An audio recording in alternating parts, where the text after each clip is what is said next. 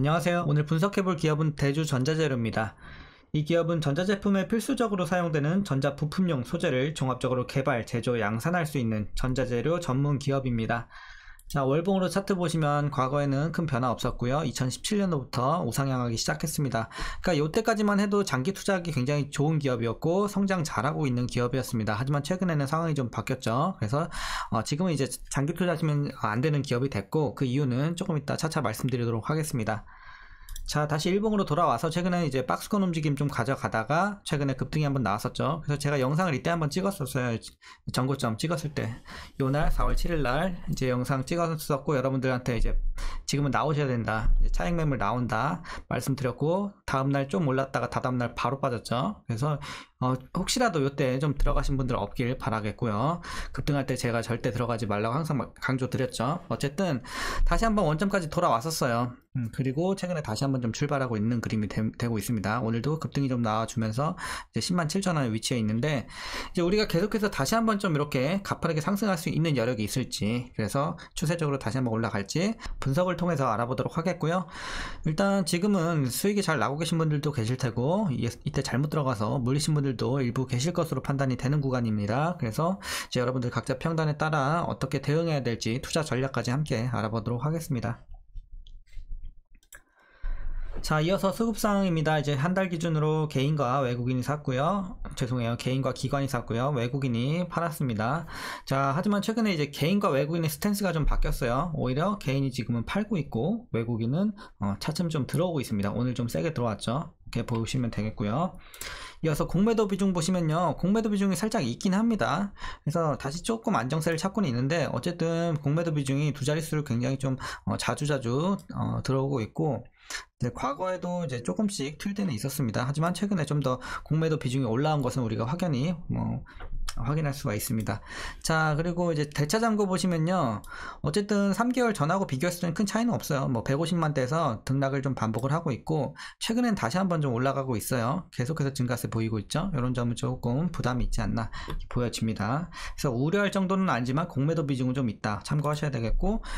자, 이어서 동사 재무제표 분석 시작해 보도록 하겠습니다. 먼저 2018년도 매출부터 확인해 보면요, 1000, 1100, 1500, 1900 가파르게 좀 상승하고 있습니다. 그래서 우상향 하다가 문제는 이제 작년에 좀 크게 눌렸어요. 그래서 1700까지 떨어졌다 올해 다시 개선세. 그리고 영업이익과 당기순이익도 마찬가지예요. 이제 과거에 보시면은 좀 몰라주고 있다가 작년에 눌리고 다시 올라오는 흐름. 당기순이익도 잘 올라가다가 작년에 크게 꺾였죠. 그리고 다시 올라오고 있습니다. 자, 부채 비율. 자, 이제 오늘의 여러분들께 이따가 이슈 말씀드릴 때 좀 더 자세하게 알아볼 거긴 하지만, 오늘의 이슈는 부채 비율입니다. 부채 비율. 네, 큰일 났습니다. 부채 비율이. 자, 보시면 100, 130, 130, 120, 100 초반대 좀 유지하다가 작년에 좀 올랐죠. 170까지 올라갔고, 올해 굉장히 크게 뜁니다. 280까지 올라가고 있습니다. 자, 여기에 관련해서 좀 이따 말씀드리도록 하겠고요. 그래서 부채 부담이 상당히 많이 있는 상황이고요. 자, 그래서 우리가 이제 장기 투자를 절대 하면 안 되는 기업이 됐다는 게 또 여기서도 우리가 확인할 수 있는 겁니다. 자, 그리고 ROE 보시면요, 굉장히 좀 들쭉날쭉합니다.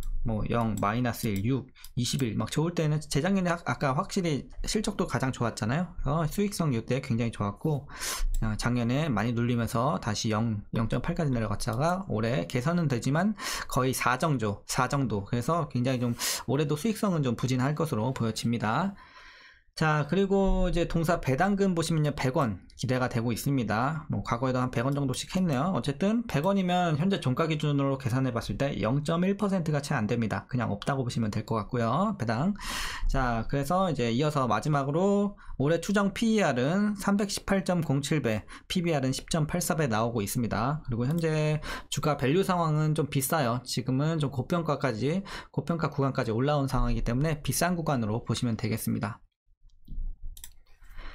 자, 그럼 이어서 이제 아까 말씀드린 부채 비율 관련해서 오늘 내용을 좀 말씀드리겠습니다. 그래서 오늘 관련 이슈는 대부분 부채 관련한 내용이니까 좀 참고해 주시면 될 것 같습니다.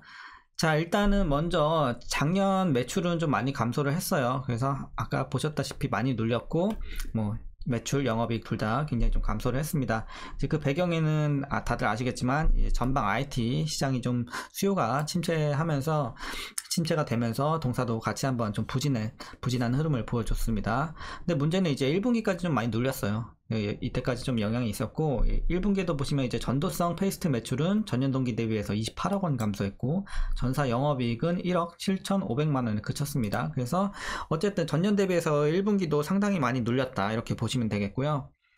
자, 이제부터는 이제 부채 관련 얘기입니다.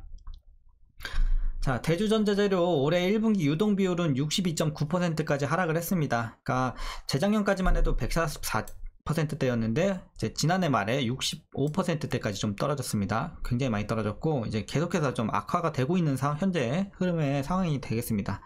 자, 유동 비율은 이제 추가적으로 좀 설명을 드리자면 이제 통상적으로 100% 이하일 경우 현금성 자산으로 부채를 감당할 수 없는 어려운 상황인 것을 의미하니까요. 지금 65%대에서 계속 떨어지고 있단 말이죠. 그러니까 지금 좀 많이 심각하게 안 좋다, 이렇게 보시면 될 것 같습니다. 그 이유는 단순합니다. 이제 공격적인 실리콘 음극재 증설 투자에 따른 차입 증가가 원인이라고 합니다.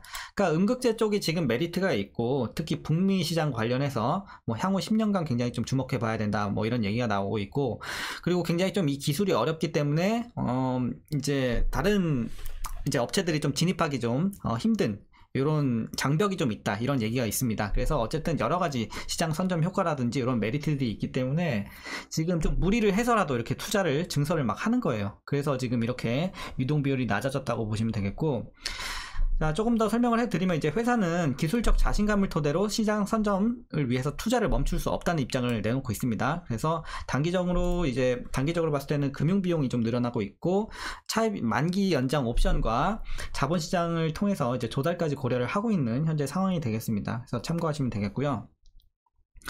자, 그래서 동사는 시장에서 지금 독보적인 위치에 있고 전방업체들의 요구가 증가하다 보니까 공격적으로 투자를 늘릴 수밖에 없는 처지인 건 맞아요. 하지만 실적에 비해 신규 설비 투자 계획이 계속 상향되고 있다는 점은 좀 문제로 작용을 할 것으로 보여집니다. 그래서 현재 투자 목표치를 달성할 수 있을지는 미지수입니다. 그러니까 이게 투자 목표치를 달성을 하게 되면 오히려 이렇게 좀 무리를 했던 게 좋게 실적에 반영이 되겠지만, 부채도 또 잘 갚아 나갈 수 있겠고, 근데 만약에 투자 목표치를 달성을 못했다 그러면은 오히려 좀 더 부담이 될 수밖에 없는 회사의 입장이 되겠죠. 그래서 이런 부분, 그러니까 불확실성이 지금 남아있다라고 여러분들께 좀 말씀드리겠습니다. 그러니까 뭐 이제 마지막 내용 좀 말씀드리면, 이제 고부가 제품인 실리콘 음극재 매출 감소폭도 크지 않고, 캐파 역시 현재 1000톤에서 올해 말 3000톤까지 확대될 예정이어서 내년부터는 이제 본격적으로 좀 매출 비중이 증가가 기대가 되고 있습니다. 그래서 지금 재료 자체는 괜찮아요. 그러니까 미래지향적으로 봤을 때 음극재 관련해서 재료 괜찮고, 시장에서의 뭐 어떤 악재가 있는 것도 아니고 다 괜찮은데, 문제가 요거죠. 이 불확실성 하나. 좀 무리를 해서 돈을 끌어 썼다는 거.